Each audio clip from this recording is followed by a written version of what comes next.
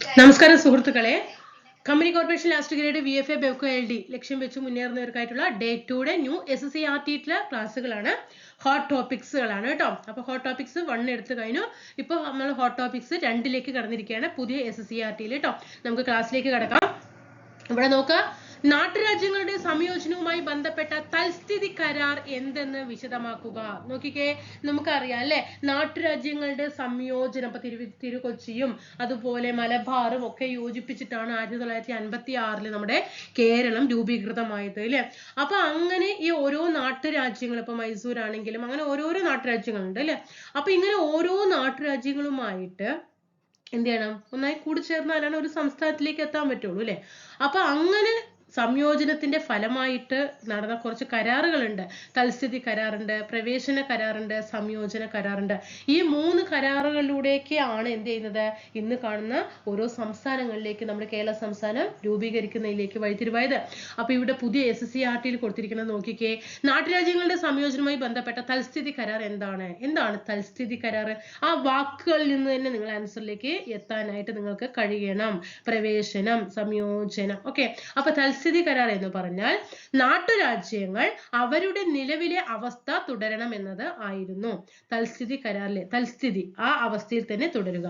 ഇതിലൂടെ ഈ രാജ്യങ്ങൾ പാകിസ്ഥാനിൽ ചേരുന്നത് തടയാൻ സാധിച്ചു. ഇപ്പൊ മനസ്സിലാകുന്നുണ്ടോ? അപ്പൊ ഇന്ത്യയിലാണ് ജനങ്ങൾ താമസിക്കുന്നത് എന്ന് വെക്കാം. അപ്പോ എന്ത് ചെയ്യണം, നാട്ടുരാജ്യങ്ങൾ എന്താ പറയുക, നിങ്ങൾ എവിടെയാണോ താമസിക്കുന്നത് അവിടെ തന്നെ തുടരുക, വേറെ എവിടേക്കും പോണ്ട. അതാണ് തൽസ്ഥിതി കരാർ. അപ്പൊ പാകിസ്ഥാനിലേക്ക് പോകുന്നത് എന്ത് ചെയ്തു, തടയാൻ സാധിച്ചു. ഇനി പ്രവേശന കരാർ എന്താണ്?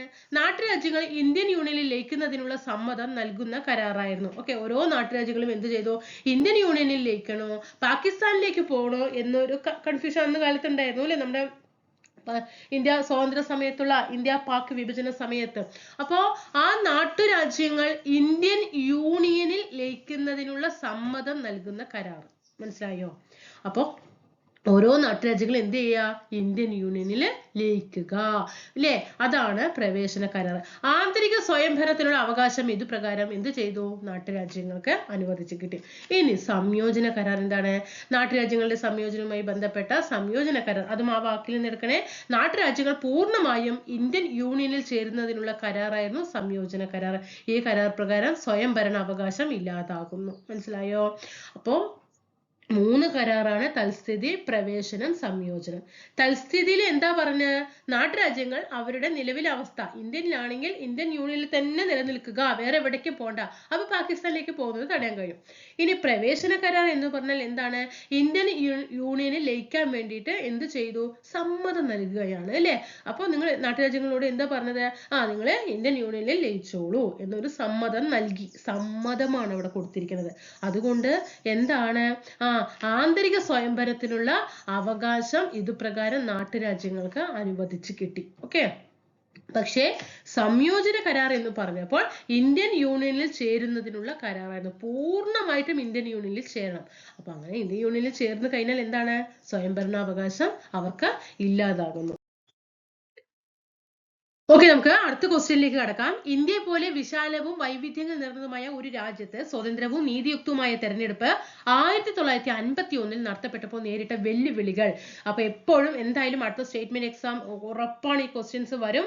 1951 പ്രീവിയസ് ക്വസ്റ്റ്യൻ ആണ്. ഇന്ത്യയിലെ ആദ്യത്തെ പൊതു തെരഞ്ഞെടുപ്പ് നടന്ന വർഷം 1951. അതിൽ തന്നെ എപ്പോഴും ചോദിക്കാനുള്ള ഒരു ക്വസ്റ്റ്യൻ ആണ്, ആദ്യത്തെ പൊതു തെരഞ്ഞെടുപ്പിൽ ആദ്യമായി വോട്ട് ചെയ്ത വ്യക്തി, ആദ്യത്തെ വോട്ടർ ആരാ? ശ്യാം ശരൺ നേഗിയാണ് കേട്ടോ.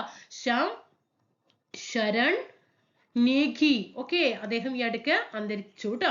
അപ്പൊ ഇത് പ്രീവിയസ് ക്വസ്റ്റ്യൻ ആണ്. ഓക്കെ, അപ്പൊ എന്തൊക്കെയാ നേരിട്ട വെല്ലുവിളികൾ? ആദ്യത്തെ പൊതു തെരഞ്ഞെടുപ്പില് നിയോജക മണ്ഡലങ്ങളുടെ അതിർത്തി നിർണ്ണയിക്കാൻ, ഓരോ നിയോജക മണ്ഡലങ്ങളും ഏതൊക്കെ അതിർത്തി ആയിരിക്കണം എന്നുള്ളത് എന്ത് ചെയ്തു, അവിടെ ഒരു വെല്ലുവിളിയാണ്. അതേപോലെ പ്രായപൂർത്തി വോട്ടവകാശത്തിന്റെ അടിസ്ഥാനത്തിൽ വോട്ടർ പട്ടിക തയ്യാറാക്കുക അല്ലെ.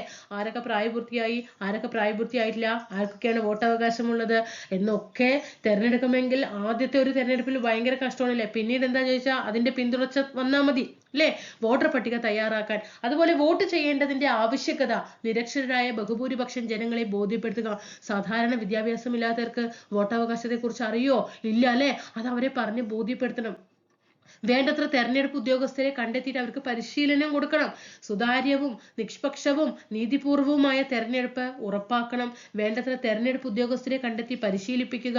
അതുപോലെ തന്നെ സുതാര്യവും നിഷ്പക്ഷവും നീതിപൂർവമായ തെരഞ്ഞെടുപ്പ് ഉറപ്പാക്കുക. ഇത് വീണ്ടും റിപ്പീറ്റേഷൻ വന്നതാണ്. അപ്പോൾ ശ്രദ്ധിക്കുക കേട്ടോ. അപ്പൊ ഇത്രയും കാര്യങ്ങളാണ് 51 പൊതു തെരഞ്ഞെടുപ്പിൽ നേരിട്ട വെല്ലുവിളികൾ. അപ്പൊ നമ്മൾ നാട്ടുരാജ്യങ്ങളുമായി സംയോജനവുമായി ബന്ധപ്പെട്ട 3 കരാറുകൾ പഠിച്ചു. തൽസ്ഥിതി കരാറ്, പ്രവേശന കരാറ്, സംയോജന കരാർ എന്താണ് എന്ന് നോക്കി. ഇപ്പൊ 1951 ഇന്ത്യ നേരിട്ട ആദ്യത്തെ പൊതു തെരഞ്ഞെടുപ്പിലെ വെല്ലുവിളികൾ എന്തൊക്കെയാണെന്ന് നോക്കി. ഇനി നമ്മൾ നോക്കാൻ പോകുന്നത് ഇന്ത്യയിലെ പ്രധാനമായിട്ടും ഏതെല്ലാം രീതിയിലാണ് സർക്കാരുകൾ രൂപീകരിക്കപ്പെട്ടത്. നമുക്കറിയാം ഓരോരോ 5 വർഷം കൂടുമ്പോഴും ഓരോരോ ഗവൺമെന്റുകൾ എന്ത് ചെയ്തിട്ടുണ്ട്, നമ്മുടെ ഇന്ത്യ രാജ്യത്ത് നിലവിൽ വന്നിട്ടുണ്ട് അല്ലെ. അപ്പൊ അങ്ങനെ ഏതെല്ലാം രീതികളിലാണ് സർക്കാരുകൾ രൂപീകരിക്കപ്പെട്ടത് എന്ന് ചോദിച്ചാൽ ഓരോന്ന് പഠിച്ചു വെച്ചോ. തെരഞ്ഞെടുപ്പിന് മുമ്പ് തന്നെ ഒരു പൊതു മിനിമം പരിപാടിയുടെ അടിസ്ഥാനത്തിൽ മുന്നണിയായി മത്സരിക്കുന്നതിന് രാഷ്ട്രീയ പാർട്ടികൾ തമ്മിൽ ധാരണയുണ്ടാക്കണം അല്ലെ. തെരഞ്ഞെടുപ്പിന് മുമ്പ് തന്നെ എന്ത് ചെയ്യണം, ഒരു പൊതു മിനിമം പരിപാടിയുടെ അടിസ്ഥാനത്തിൽ മുന്നണിയായി മത്സരിക്കുന്നതിന് രാഷ്ട്രീയ പാർട്ടികൾ തമ്മിൽ ധാരണ ഉണ്ടാക്കണം. തെരഞ്ഞെടുപ്പിന് ശേഷം മുന്നണി രൂപീകരിച്ച് ഗവൺമെന്റ് ഉണ്ടാക്കണം. ലോകസഭയിൽ ഭൂരിപക്ഷമില്ലാത്ത ഗവൺമെന്റിന് പുറത്തു നിന്ന് പിന്തുണ നൽകണം. ഇതൊക്കെയാണ് സർക്കാരുകൾ ഈ രീതിയിലൊക്കെയാണ് സർക്കാരുകൾ രൂപീകരിക്കപ്പെട്ടിരിക്കുന്നത്.